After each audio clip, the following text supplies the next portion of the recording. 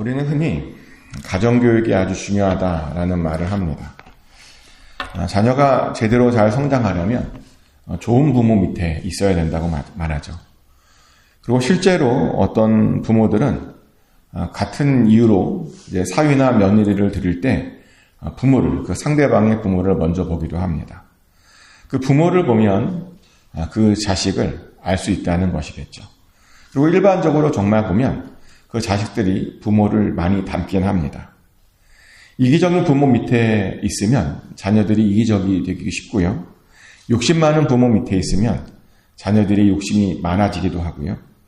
게으른 부모 밑에 있으면 자녀들이 게으름을 피우기가 쉽고, 또 예의가 없는 부모 밑에 있으면 자녀들도 예의가 없게 되기 쉽습니다. 사실 이런 것이 일반적인 현상이겠죠.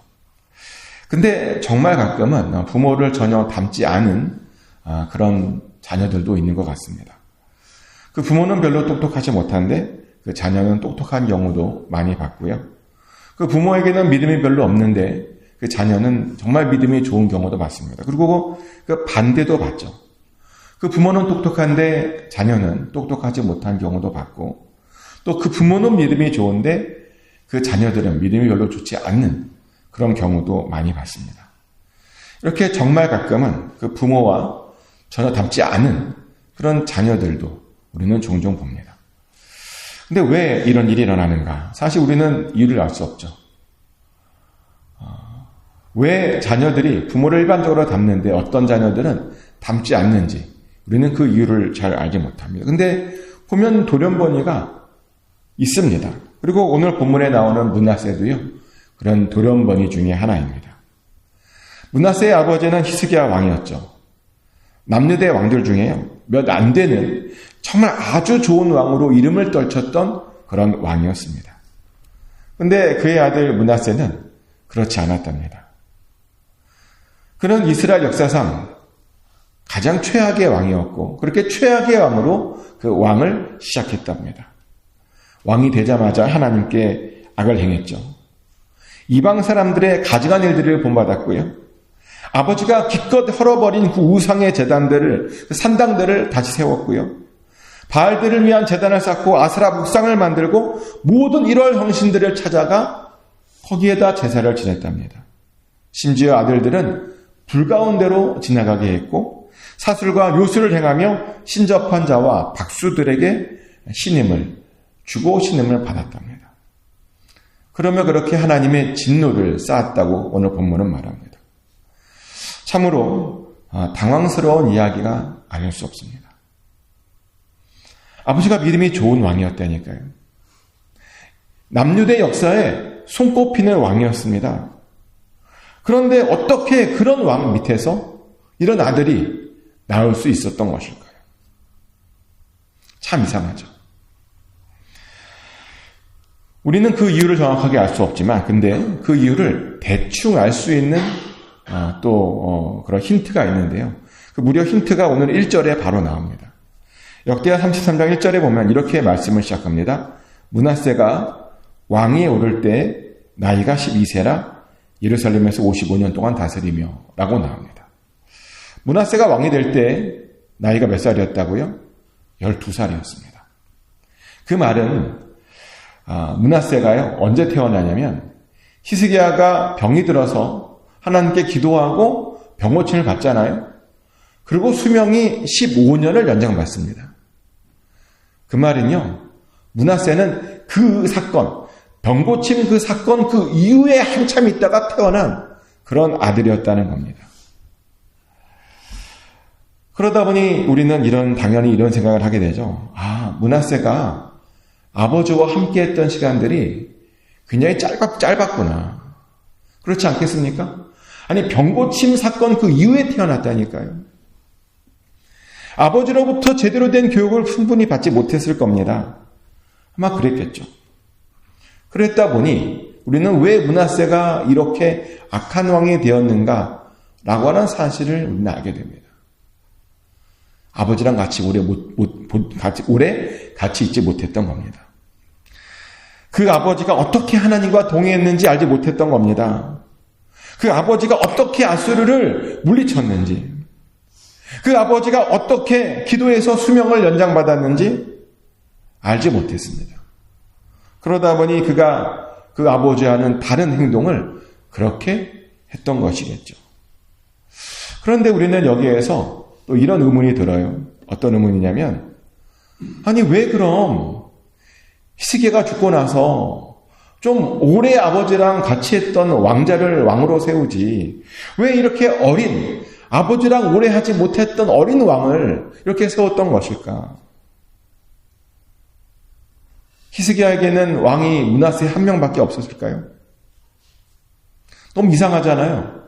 너무 어린 나이에 세워졌거든요. 사실 이 부분이 가장 이해되지 않는 부분입니다.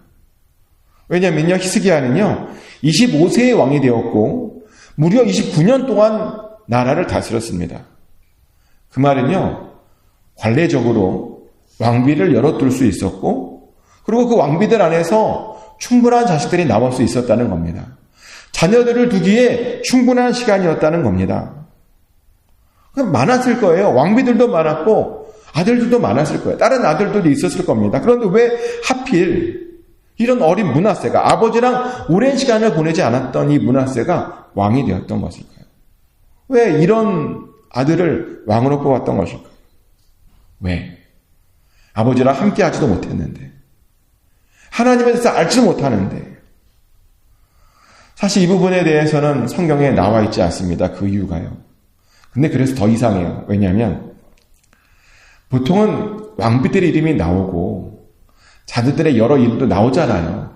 적어도 이스라엘의 훌륭한 왕이라면 왕비 이름들이 여럿이 나와야 되고요. 아들들의 이름들도 여럿이 나와야 되는데 전혀 나오지 않습니다. 히스기야 왕이었어요. 대단한 왕이었답니다. 그런데요, 그런 왕비들이나 다른 아들들에 대한 정보가 성경에 하나도 나오지 않습니다. 한번 다 뒤져보세요. 히스기야의 다른 아들들의 이름이 전혀 나오지 않습니다. 그러다 보니 우리는 이런 의심을 하게 되죠. 왜 그랬을까? 뭔가 일이 있었나? 그 아들들에게 뭔가 일이 있었나?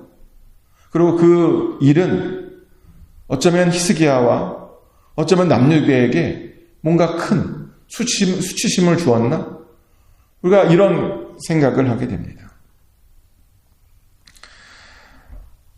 그리고 아마 그랬을 겁니다. 왜냐하면 므낫세가 하나님을 알지 못했다니까요. 그래도 12년 동안 아버지랑 같이 있었잖아요. 근데도 그가 하나님을 알지 못했답니다. 우상숭배자였답니다. 아버지의 길과 전혀 다른 길을 갔답니다. 이게 어떤 의미냐면요, 아버지를 부인한 겁니다.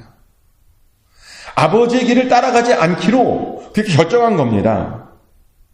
아버지를 거부한 겁니다.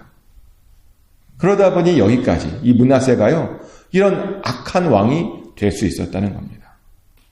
근데요, 아무리 그래도 그렇지 그것은 하나님의 뜻이 아니었습니다. 하나님의 뜻은 므낫세도요, 그 아버지의 길, 히스기야의 길, 하나님을 따르는 길로 가는 것이었습니다. 그래서 하나님께서 그것을 전해요. 므낫세에게 너가 지금 잘못 가고 있다, 바른 길로 가야 한다 라고 부지런히 전합니다. 그렇게 살면 안 된다 라고 전합니다. 근데 그 말을요, 당황스럽게도 듣지를 않습니다. 하나님께서 말씀하시는데, 선자를 보내서 말씀하시는데 전혀 듣지를 않습니다. 참으로 안타까운 이야기죠. 아니, 어떻게 이런 일이 일어났을까요? 하나님이 말씀하시는데 아니 어떻게 듣지 않을 수 있는 것일까요? 왜 선지자들의 그 음성을 듣지 못하는 걸까요? 근데 이런 일들이 사실은요, 우리 주변에서도 자주 일어납니다. 요즘도 보면 사람들이 하나님의 말씀을 잘 듣질 않습니다. 심지어는 하나님의 말씀을 듣는 것이 습관이 되질 않아서 하나님의 말씀을 들으려고 하지 않습니다. 제가 종종 테스트를 해요. 뭐를 테스트하냐면, 주일 예배를 드리고 나서 식사를 할 때, 식사하잖아요. 그럼 오늘 말씀에 대해서 물어볼 때가 있어요, 가끔. 뭘 들었냐고, 어떤 것에 은혜를 받았냐고 물어보는데, 참 많은 분들이 기억을 못 하세요. 뭐 제목은 그럴 수 있어요. 근데 있잖아요, 그 내용들, 중요한 내용들 기억을 못 하세요. 참 신기하죠. 말씀을 30분이나 들었어요. 30분 동안 계속 들은 거예요. 근데 그 마음에 말씀이 남지 않는 그런 경우가 있다는 겁니다. 왜 그런가? 어떤 학자들은 그래요. 요즘 말씀에 홍수시대라 그런다고. 홍수시대에는 마실 물이 없다면서요. 홍수시대에 물이 많다고 아무 물 마셨다가는 오히려 그거 잘못 마셔서 죽는답니다. 그래서 홍수시대에 죽는 이유는 갈증 때문이래요. 갈증. 근데 요즘이 바로 말씀의 홍수시대랍니다. 수많은 말씀들이 있는데 들을 만한 말씀이 없고요. 그렇다고 아무나 들었다가는 오히려 영적으로 죽게 될까봐 들을 수 없다고. 그래서 이제 사람들이 말씀에 집중하지 않는답니다. 그래서 이제 말씀을 그렇게 열심히 들었는데도 삶이 변화되지 않는답니다. 그냥 말씀 듣고 좋은 이야기로 그냥 그치는 경우가 많다는 겁니다. 우리가 지금 그런 시대에 살고 있습니다. 딱 이 므낫세와 비슷한 그런 시기에 살고 있습니다. 근데요, 그런 시대가 계속되면 어떻게 되는지 아십니까? 하나님의 심판이 옵니다. 므낫세 때도 그랬죠. 말씀을 했는데 듣지 않았답니다. 그래서 심판이 찾아왔습니다. 하나님께서 므낫세 왕에게 아수르 왕의 군대 지휘관들을 보내버리죠. 그리고 남루대를 치게 했고 므낫세를 이제 포로로 끌고 가 버렸습니다. 그런데요, 곱게 왕 대접하며 끌고 가지 않았습니다. 쇠사슬로 결박한 채 바벨론으로 그렇게 끌고 갔습니다. 얼마나 므낫세 입장에서는 비참했을까요? 얼마나 충격을 받았을까요? 실제로 므낫세는 바로 거기에서 굉장한 충격을 받게 되고요. 그리고 정말 처음으로 하나님을 찾게 됩니다. 하나님을 찾아서 기도하게 되고 회개하게 되고 그렇게 하나님 앞에서 자신을 겸손하게 낮췄습니다. 그러자 놀랍게도 정말 은혜로우신 또 자비로우신 우리의 하나님께서 그 므낫세의 기도에 응답해 주셨습니다. 그래서 그를 다시 예루살렘으로 돌아오게 하셨고 그뿐만 아니라 다시 왕위에도 다시 앉혀 주셨습니다. 그러자 므낫세가 그런 말을 해요. 비로소 여호와께만 하나님이신 줄 알았다 라는 말을 합니다. 이게 무슨 말이냐면요, 전에는 여호와가 하나님인지 몰랐다는 거예요. 여호와가 참신인지 몰랐는데 이제 비로소 여호와가 오직 유일한 참신이며 오직 여호와만이 모든 우주 만물의 주인이심을 그가 비로소 알게 되었다는 겁니다. 그리고 그랬더니 변하게 되죠. 하나님을 알게 되자 예전에 하나님 전에 자기가 일부러 세워두었던 그 우상의 것들을 다 제거하기 시작합니다. 그리고 우상의 제단들을 다 헐어서 성 밖으로 던져버렸습니다. 대신 성전을 보수했고 그 성전 위에서 제단 위에서 화목제와 감사제를 올려드렸답니다. 그리고 자기만 그렇게 하나님을 열심히 섬긴 것이 아니라 이스라엘 모든 사람들도 하나님을 열심히 섬겨야 된다라고 권면했습니다. 므낫세가 하나님을 알게 됐더니 이렇게 변했습니다. 그래도 정말 다행이죠. 왜 다행이라고 말하냐면 어떤 사람들은요, 고난을 당해도 절대로 안 변하는 사람들도 보니까 있더라고요. 왜 그렇게 고집이 센지 고난을 당해도 하나님께 무릎 꿇을 생각을 전혀 하지 않는 사람도 있습니다. 심지어 많은 이들이 이런 말을 해요. 고난당하면 운명이라고. 그러면서 이상한 짓을 해요. 점쟁이를 쫓아다니고 운명에 맡기고 아니면 세상 사람들 좀 유명한 전문가들을 찾아다니고 하나님의 방법이 아니라 세상적인 방법으로 그 문제를 해결하려고 하고 그런데요. 그런 식으로는 절대로 이 문제가 해결되지 않습니다. 그런 식으로는 이 고난이 해결되지 않습니다. 고난을 해결하는 유일한 방법은요, 기도밖에 없음을 믿으시기 바랍니다. 근데 왜 이런 아주 중요한 사실을 잘 모를까요? 왜 이렇게 단순한 것을 기도만 해결할 수 있다라고 하는 것을 사람들이 잘 알지 못하는 것일까요? 기도하면 되는데 왜 기도를 하지 않는 것일까요? 기도는 하나님께서 우리들에게 주신 특권입니다.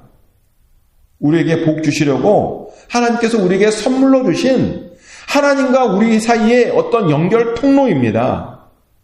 그래서 기도하면 되죠. 무릎 꿇으면 됩니다. 우리가 하나님께 간절히 간구하면 반드시 거기에 대한 응답이 있습니다.